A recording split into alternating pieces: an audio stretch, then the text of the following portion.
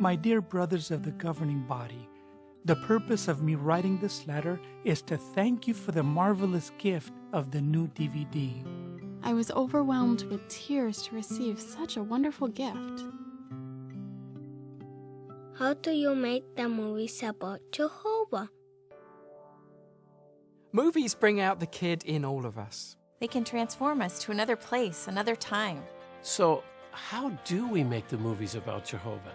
Well, it takes a team of willing volunteers.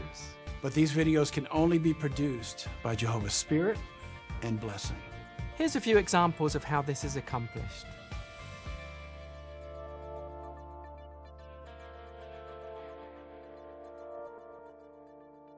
Filming a chase scene in New York City takes a lot of planning and a lot of coordination. We had to have cooperation from the New York City police. We had to get film permits. We had to hold parking, which in New York City is very difficult to do. So a week prior to the shooting deadline, we had all the permits we needed, and we get a phone call from the mayor's office saying it's been declared a hotspot. Declaring a neighborhood a hotspot means that no movie company can go in there because the neighborhood has had too many film shoots in the area. They want privacy for a little while, and then they can have you come back. This was on a Thursday that it was declared a hotspot by the mayor's office, and we knew that we had to start shooting on Monday at 7 p.m., and they made it very clear, you're not going to get this permit. It's a no-go. We never make exceptions. And had that happened, the release probably would have been delayed at least a year. So we asked, is it possible that you could give us this permit if we don't take up any parking, we leave the streets empty? Would that be okay with you? And they said, okay, we'll think about it, but you'll find out on Monday. So Monday morning, 8 o'clock comes, there's no call from the mayor's office. Finally, at 4 o'clock, the mayor's office called and said, you're go for tonight. So the script called for us to have the characters leave a bar, David and Al, and they get into a car, David reluctantly, Al takes the keys from him. They go driving, Al runs a red light, and the police then follow, tries to evade the police, ends up crashing the car, he runs, David gets caught and arrested. Now, that's the way it was written. We had to actually add flesh to that. How do we do this in New York City? Well, no one location worked. Although it's always better to film on location, it's not always possible because of logistical reasons. So when David and Al walk out of Pete's Tavern, that's actually a set that was built inside of a building. And to create that type of a set, of course, took a lot of planning. It took visits to actual taverns to see what the ambience was, how their signs were placed, what colors they used, the aging of an older tavern, how we could create that in a movie set. So we were able to take all of our different ideas and put that into Pete's Tavern so that when you're in there, you feel like you're in the real place. So they actually leave the bar. It's a set that's located in the factory building. So they exit frame. They enter frame in Greenpoint, Brooklyn, at an intersection we found that worked for them to walk to the car. So when they make that first corner, we went from inside from a set out onto our city streets. The car pulls out of the shot, and we pick it up at a completely different area of Brooklyn where they're driving down the street. In order to make the scenes work, it was going to be necessary to have a police car. The difficult thing is you can't really just buy a police car. So we took 2 plain white branch vehicles. We were able to just decal them up. We had to purchase all of the lights, and they had to be fully operational because they would have a chase scene. So that meant that they had to be running, driving police cars. The lights had to work. Everything had to look like a police car, right down to the wheels and tires. When you do actors in a car driving, you don't want them really driving. That could be very disastrous. So we actually had 2 neons. One vehicle was rigged up to where it was actually being towed behind a pickup truck. We had a camera position on the hood and a camera position on the side. So that was car number 1. We had to have a second car that we could see as it drove by. That couldn't have any of that on it. That was the one we crashed. We had wireless microphones placed inside the car for each of the actors who have this dialogue back and forth about whether or not to run from the police. But one of the problems that we had was the wireless microphones were cutting in and out. So what we had to do was bring the talent back and re-record their lines here on site in a vehicle with something that's called ADR, which is Automated Dialogue Replacement. And that's a process where we replace those original lines with new lines that are recorded in a controlled environment, and that gives us clean, high-quality audio for that scene. Another challenge that we encountered was recording the sound effects, such as the sound of the engine of the car.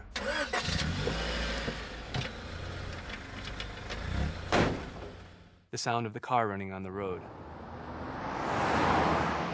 So we had to go back and record some of the sounds, and then we took the clean dialogue, we took the sound effects and the finished music and mixed them together, and we got something that sounded like this. This is ridiculous, dude. What do you... Come on, man, just pull over. Does this car have anything in it?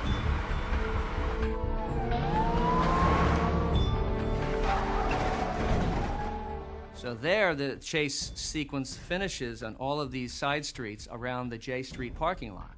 We didn't want to put our two novice young Bethelites in any harm's way, of course. So we had to have a stunt driver, but we also had to have a dummy for David. So we actually had a dummy that was put into the car, the passenger seat, so that when the vehicle went around and crashed, it wasn't really our character David in the car. So sometimes when we're filming, it may take maybe several months to film one scene. So we have to make sure with continuity that everything matches. Like if our main character, their wardrobe, their hair, makeup, would all have to continue to be the same during a filming period. An interesting experience happened when one of the police officers who works with the film unit in New York City, works with big movies for 20 years. He drove up where our cars were, and when he got out of his police car, he said, "Why is another precinct here? This was our job this evening." And I remarked to him, I said, that's our cars for the scene this evening. And he was very impressed because he said the cars looked very real, and we did a very good job in putting the vehicles together. Now he sees how well dressed we are in safety vests and everything. He came up to us and said, "You know, I've been doing this for 20 years, and I've never seen a crew as professional as you." And I thought that was a pretty neat compliment. Coming from a worldly police officer who works with professional movie crews, they looked at our inexperienced crew and thought it was the most professional. But it really goes to show you how Jehovah's Spirit can bring people together and get something done that could not otherwise get done.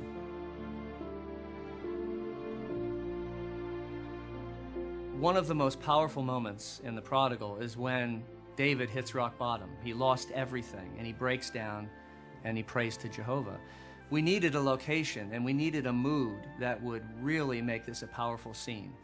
Where could he go after he left Taylor's that would be a place where he would be secluded and able to just break down in front of Jehovah? And we looked, we scouted different locations.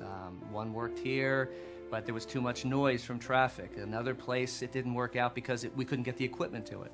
But we finally found an alley that worked right on Watchtower property. In the sequence with David leaving Taylor's house, it presented a couple challenges to the team. The first being that in the script, it was a rain scene. So we had to devise equipment to replicate rain. Even though it is challenging to create fake rain, it gives us control that we normally wouldn't have if we were to wait for weather to do it. So we had what they call a rain bar, which was basically a 20-foot piece of pipe with sprinkler heads on it that could be hooked up to a water source, and that helped provide the appearance of rain. You don't see rain on film, actually. You have to light it the right way. So we had to backlight the rain as with these big lights so that you could actually see it on film. And it turned out to be a very powerful image as David rounds the corner, much like when he comes home and sees his father for the first time in many, many months. Is that just you see this rain washing over them. So just the logistics of getting those things to work, finding proper sources of water. But probably another challenge was the time of year when this was being filmed. It turned out to be the coldest night in that whole time period. I can only describe the level of cold as jumping into an Arctic Ocean. As soon as the water hit the ground, within a few minutes, it was starting to actually freeze up. They had to keep sprinkling salt on the ground so that he wouldn't slip as he came up the stairs. And we felt bad for our actor because he's freezing and he's soaking wet. But if you look in the movie, we see his breath, and it just only adds to the power of the scene. And one of our best takes we got, he was dry. And he has to look wet. As he was doing the scene, we had to have him, poor guy, stick his head out into the rain so that he would be consistent, so that our continuity would match all the way through, because you couldn't have him walking through the rain and then ending up dry as he's in that little alcove spot. The camera is a completely impartial judge. It sees honesty, it sees fakeness. It doesn't care either way what it's seeing, but it can tell when somebody is not showing true emotion. And you as the viewer can see that as well. That's not easy to do, especially because in times like that, we really kind of want to get away from everyone. But he's being asked to be put in front of an entire crew and show this kind of real heartfelt emotion. The real goal is to touch people's hearts, maybe to move them to make changes in their own lives, maybe to see something in themselves they didn't see before. And so that ability to be able to bring a believable performance, even if at times it's very painful for us to bring those emotions forward in our own lives, it really helps to have the audience connected through their heart. So it only takes a few minutes to watch. Actually took several weeks to produce. Then all of these hours and hours of footage is given to post-production, where the editor has to go through this footage and create the story to produce the final result. After the video is edited, we take the final English script, the final menus and on-screen text, and we provide that to the branches. And then they take all of that material and they translate it into their language. Bakit mo ba binibilisan? Matatakasan pa natin yan. Ukuanan tena. Iwo, kumbanamnya kwan po kiraises. Jonganane pagoda pugamaki. Идиотизм какой-то! Что ты? Давай уже останавливайся!